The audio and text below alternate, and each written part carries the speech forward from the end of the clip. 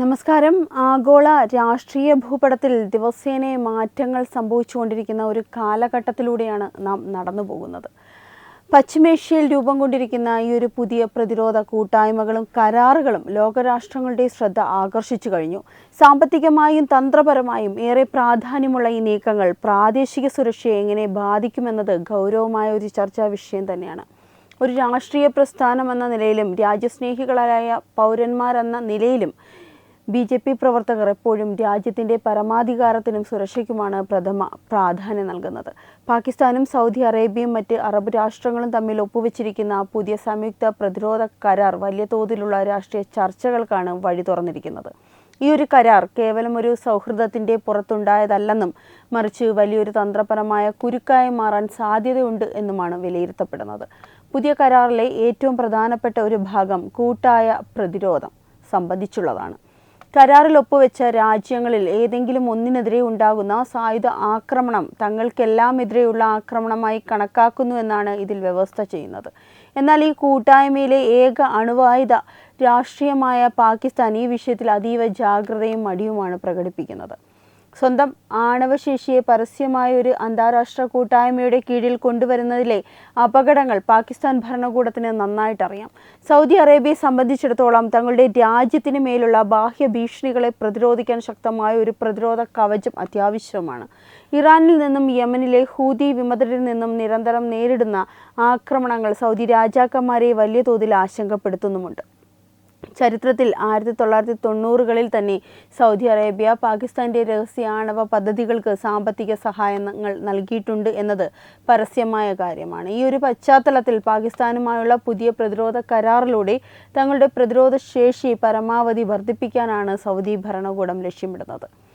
Saudi അറേബ്യയ്ക്ക് ആവശ്യമായ ദീർഘകാല പ്രതിരോധ സഹായങ്ങൾ നൽകുക എന്നത് പാകിസ്ഥാനെ സംബന്ധിച്ചിടത്തോളം അത്ര എളുപ്പമുള്ള കാര്യമൊന്നുമല്ല. പാകിസ്ഥാൻ നിലവിൽ അതിരൂക്ഷമായ സാമ്പത്തിക പ്രതിസന്ധിയിലൂടെയാണ് കടന്നുപോകുന്നത്. എങ്കിലും അന്താരാഷ്ട്ര കണക്കുകൾ പ്രകാരം പാകിസ്ഥാൻ തങ്ങളുടെ ആണവ ആയുധങ്ങൾക്കായുള്ള ചെലവ് ഗണ്യമായി വർദ്ധിപ്പിച്ചിട്ടുണ്ട്. ചൈനയുടെ രഹസ്യവും പരസ്യവുമായ സാങ്കേതിക സഹായങ്ങളും പാകിസ്ഥാൻ ഇതിനായി ലഭിക്കുന്നുമുണ്ട്. എന്നാൽ സൗദിയുടെ പണവും സഹായങ്ങളും കൈപ്പറ്റുമ്പോൾ തന്നെ സ്വന്തം രാജ്യത്തിൻ്റെ ആഭ്യന്തര സ്ഥിതി കൂടി പാകിസ്ഥാൻ പരിഗണിക്കേണ്ടതുണ്ട്. ഈ ഒരു പുതിയ കരാർ പെട്ടെന്നുണ്ടായ ഒന്നല്ല. പതിറ്റാണ്ടുകളായി നിലനിൽക്കുന്ന പാകിസ്ഥാൻ സൗദി സൈനിക സഹകരണത്തിൻ്റെ തുടർച്ച മാത്രമാണ്. 1982 ജോയിന്റ് ഡിഫൻസ് പ്രോട്ടോകോൾ മുതൽ സൗദി അറേബ്യയിൽ പാകിസ്ഥാൻ സൈനികരെ വിന്യസിക്കുന്നതും പതിവാണ്. 10,000-കണക്കിന് പാകിസ്ഥാൻ സൈനികർ സൗദിയിൽ പരിശീലനത്തിനും സുരക്ഷയ്ക്കുമായി വർഷങ്ങളായി സേവനമനുഷ്ഠിക്കുന്നുണ്ട്. പുതിയ കരാർ ഈ പഴയ ബന്ധങ്ങളെയെല്ലാം പരസ്യമായ ഒരു കുടക്കീഴിൽ കൊണ്ടുവരുന്നു എന്ന് മാത്രമേ ഉള്ളൂ. ഈ കരാർ കടലാസിൽ മനോഹരമാണെങ്കിലും പ്രായോഗികമായി നടപ്പിലാക്കുമ്പോൾ പാകിസ്ഥാൻ വലിയ വെല്ലുവിളികളെ നേരിടേണ്ടി വരും. ഈ കൂട്ടായ പ്രതിരോധം യഥാർത്ഥത്തിൽ ആർക്കെതിരാണ് രൂപീകരിച്ചിരിക്കുന്നതെന്ന കാര്യത്തിൽ ഇന്നും അവ്യക്തത നിലനിൽക്കുന്നുണ്ട്. സൗദി അറേബ്യയ്ക്ക് നേരെ ആക്രമണങ്ങൾ ഉണ്ടാകുമ്പോൾ പാകിസ്ഥാൻ സൈന്യം നേരിട്ട് ഇറങ്ങുമോ എന്നത് വലിയൊരു ചോദ്യചിഹ്നമാണ്. സ്വന്തം രാജ്യത്തിൻ്റെ അതിർത്തിയും താൽപ്പര്യങ്ങളും സംരക്ഷിക്കാൻ മാത്രം സൈന്യത്തെ അയക്കാനാണ് പാകിസ്ഥാൻ അധികൃതർ എപ്പോഴും താൽപ്പര്യപ്പെടാറുള്ളത്. പാകിസ്ഥാൻ്റെ ആഭ്യന്തര രാഷ്ട്രീയത്തിൽ ഈ കരാർ വലിയ വിവാദങ്ങൾക്ക് തിരികൊളുത്തിയിട്ടുമുണ്ട്. ഇറാനുമായുള്ള ബന്ധം വഷളാക്കാൻ ഈ കരാർ കാരണമാകുമെന്ന് പാകിസ്ഥാനിലെ ഷിയ വിഭാഗം ശക്തമായ മുന്നറിയിപ്പ് നൽകുന്നുമുണ്ട്. 2015 യമൻ യുദ്ധത്തിലേക്ക് സൈന്യത്തെ അയക്കാൻ സൗദി അറേബ്യ ആവശ്യപ്പെട്ടെങ്കിലും പാകിസ്ഥാൻ പാർലമെന്റ് അത് ഏകകണ്ഠമായി തള്ളിക്കളയുകയായിരുന്നു. രാജ്യത്തിനകത്തെ ആഭ്യന്തര പ്രശ്നങ്ങളിൽ നട്ടം തിരിയുന്ന പാകിസ്ഥാൻ മറ്റൊരു വിഭാഗീയ യുദ്ധത്തിലേക്ക് ചെന്നെടുക്കുന്നത് വലിയ ആഭ്യന്തര കലാപങ്ങൾക്ക് കാരണമാകും. ഈ ഒരു പുതിയ കരാറിനെക്കുറിച്ച് അന്താരാഷ്ട്ര തലത്തിൽ വ്യത്യസ്തമായ പ്രതികരണങ്ങളാണ് വരുന്നത്. US കോൺഗ്രസ് അംഗങ്ങൾ ഉൾപ്പെടെയുള്ളവർ ഇതിനെ രാഷ്ട്രീയമായ വിജയമായി വിശേഷിപ്പിക്കുമ്പോൾ ഇറാൻ ഇതിനെതിരെ കടുത്ത വിമർശനവുമായി രംഗത്ത് വന്നിട്ടുണ്ട്. മുസ്ലിം രാജ്യങ്ങൾ ഐക്യത്തോടെ നിലനിൽക്കണമെന്ന് ഇറാൻ ആവശ്യപ്പെടുന്നുണ്ട്. എങ്കിലും ഈ കരാറിനെക്കുറിച്ച് നേരിട്ട് സംസാരിക്കാൻ അവർ തയ്യാറല്ല. തുർക്കിയും സൗദി അറേബ്യയും ഈ കരാർ ഒരു പ്രത്യേക രാജ്യത്തിനും എതിരല്ല എന്ന് അവകാശപ്പെടുന്നുണ്ട്. പാകിസ്ഥാനും സൗദി അറേബ്യയും തമ്മിലുള്ള ഈ ഒരു പുതിയ പ്രതിരോധ കരാർ ഭാരതവും അതീവ ജാഗ്രതയോടെയാണ് വീക്ഷിക്കുന്നത്. എന്നാൽ ഈ കരാർ നേരിട്ട് ഭാരതത്തെ ലക്ഷ്യമിട്ടുള്ളതല്ല എന്നാണ് വിലയിരുത്തപ്പെടുന്നത്. എങ്കിലും പശ്ചിമേഷ്യയിൽ അമേരിക്കയുടെ സ്വാധീനം കുറഞ്ഞു വരുമ്പോൾ പുതിയ പ്രാദേശിക ശക്തികൾ ഉയർന്നു വരുന്നത് രാജ്യത്തിൻ്റെ വിദേശ നയത്തെയും സുരക്ഷയും ബാധിച്ചേക്കാം. ഭാരതത്തിൻ്റെ അഖണ്ഡതയ്ക്കും ദേശീയ സുരക്ഷയ്ക്കും എതിരെ വരുന്ന ഏത് നീച നീക്കങ്ങളെ നേരിടാൻ നമ്മുടെ രാജ്യം പൂർണ്ണമായി സജ്ജമാണെന്ന് നാം ഓർക്കണം. ശക്തമായ നേതൃത്വത്തിന് കീഴിൽ ഭാരതം ഇന്ന് ലോകരാഷ്ട്രങ്ങളുടെ മുൻനിരയിലാണ്. ഭാരതീയ ജനതാ പാർട്ടി എന്ന നിലയിൽ നമ്മുടെ കാഴ്ചപ്പാടുകളും നിലപാടുകളും വളരെയധികം വ്യക്തമാണ്. രാജ്യത്തിൻ്റെ പരമാധികാരവും ദേശീയ സുരക്ഷയും അഖണ്ഡതയുമാണ് നമുക്കെപ്പോഴും സർവ്വപ്രധാനം. ലോകരാഷ്ട്രങ്ങൾക്കിടയിൽ ഭാരതത്തിൻ്റെ അഭിമാനം ഉയർത്തിപ്പിടിക്കുന്ന ശക്തമായ വിദേശ നയമാണ് നാം പിന്തുടരുന്നത്. രാജ്യത്തിൻ്റെ സുരക്ഷയും സമാധാനത്തെയും ബാധിക്കുന്ന ഏതൊരു വിഷയത്തിലും അതീവ ജാഗ്രതയോടെയും ദീർഘവീക്ഷണത്തോടെയുമാണ് നാം നിലപാടുകൾ സ്വീകരിക്കുന്നത്.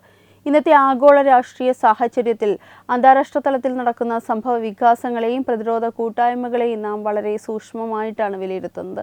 അയൽ രാജ്യങ്ങളുടെയും മറ്റ് പ്രാദേശിക ശക്തികളുടെയും നയങ്ങൾ നമ്മുടെ രാജ്യത്തിൻ്റെ സുരക്ഷയെ ഒരു തരത്തിലും ബാധിക്കാത്ത വിധത്തിലുള്ള ശക്തമായ പ്രതിരോധ സംവിധാനങ്ങൾ ഉറപ്പാക്കാൻ നമ്മുടെ സർക്കാർ എപ്പോഴും ശ്രദ്ധ ചെലുത്തുന്നുമുണ്ട്.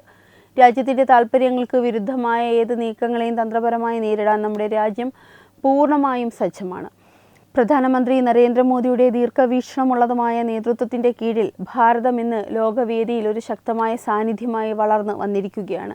ഏത് പ്രതിസന്ധി ഘട്ടത്തിലും സ്വന്തം ജനങ്ങളുടെ സുരക്ഷ ഉറപ്പാക്കാനും രാജ്യത്തിൻ്റെ അതിർത്തികൾ സംരക്ഷിക്കാനും നമ്മുടെ ഭരണകൂടത്തിന് സാധിച്ചിട്ടുണ്ട്.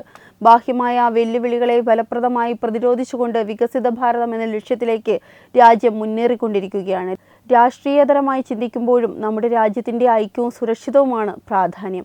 ഏതൊരു പൗരനും അഭിമാനത്തോടെ തലയുയർത്തി നിൽക്കാൻ കഴിയുന്ന ഒരു ശക്തമായ ഭാരതം കെട്ടിപ്പടുക്കുക എന്നതാണ് നമ്മുടെ പ്രഥമ ലക്ഷ്യം.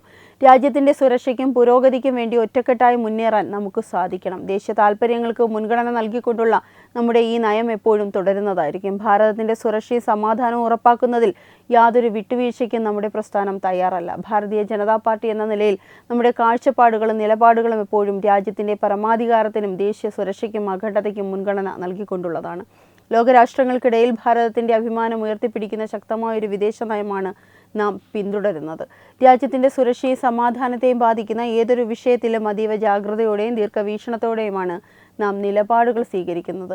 ഇന്നത്തെ ആഗോള രാഷ്ട്രീയ സാഹചര്യത്തിൽ അന്താരാഷ്ട്ര തലത്തിൽ നടക്കുന്ന സംഭവ വികാസങ്ങളെയും പ്രതിരോധ കൂട്ടായ്മകളെയും നാം വളരെ സൂക്ഷ്മമായിട്ടാണ് വിലയിരുത്തുന്നത്. അയൽ രാജ്യങ്ങളുടെയും മറ്റ് പ്രാദേശിക ശക്തികളുടെയും നയങ്ങൾ നമ്മുടെ രാജ്യത്തിൻ്റെ സുരക്ഷയെ ഒരു തരത്തിലും ബാധിക്കാത്ത വിധത്തിലുള്ള ശക്തമായ പ്രതിരോധ സംവിധാനങ്ങൾ ഉറപ്പാക്കാൻ നമ്മുടെ സർക്കാർ എപ്പോഴും ശ്രദ്ധ ചെലുത്തുന്നുമുണ്ട്. രാജ്യത്തിൻ്റെ താൽപ്പര്യങ്ങൾക്ക് വിരുദ്ധമായ ഏത് നീക്കങ്ങളെയും തന്ത്രപരമായി നേരിടാൻ നമ്മുടെ രാജ്യം പൂർണ്ണമായും സജ്ജമാണ്. സൗദി അറേബ്യയുമായി പാകിസ്ഥാൻ ഒപ്പുവെച്ച ഈ ഒരു പുതിയ പ്രതിരോധ കരാർ പുറമേക്ക് വലിയ വിജയമായി തോന്നാമെങ്കിലും പാകിസ്ഥാനെ സംബന്ധിച്ചിടത്തോളം അതൊരു കടുത്ത കെണിയായി മാറാനാണ് സാധ്യത. ഇറാനുമായുള്ള ബന്ധം തകരാതിരിക്കാനും ആഭ്യന്തരമായി ഷിയ വിഭാഗങ്ങളുടെ പ്രതിഷേധങ്ങൾ ഒഴിവാക്കാനും പാകിസ്ഥാൻ പാടുപെടേണ്ടി വരും. വ്യക്തമായ ശത്രുവില്ലാത്തതും എന്നാൽ വലിയ സൈനിക ബാധ്യതകൾ വരുത്തിവെക്കുന്നതുമായ ഈ ഒരു കൂട്ടായ്മ പാകിസ്ഥാനെ ഭാവിയിൽ കൂടുതൽ സങ്കീർണമായ പ്രതിസന്ധികളിലേക്ക് തള്ളിവിടും. പ്രധാനമന്ത്രി നരേന്ദ്രമോദിയുടെ ശക്തമായ ദീർഘവീക്ഷണമുള്ള നേതൃത്വത്തിന് കീഴിൽ ഭാരതം എല്ലാത്തരം ബാഹ്യ വെല്ലുവിളികളെയും തന്ത്രപരമായി നേരിടാനും പ്രാപ്തമാണ്. രാജ്യത്തിൻ്റെ സുരക്ഷയാണ് നമുക്ക് സർവ്വപ്രധാനം. ഈ വാർത്തയെപ്പറ്റിയുള്ള നിങ്ങളുടെ അഭിപ്രായങ്ങൾ കമൻറ്റ് ചെയ്യൂ. വാർത്തകൾ വേഗത്തിൽ അറിയാനായി ചാനൽ സബ്സ്ക്രൈബ് ചെയ്യൂ. വെബ് ഡെസ്ക് തത്വമൈ ന്യൂസ്.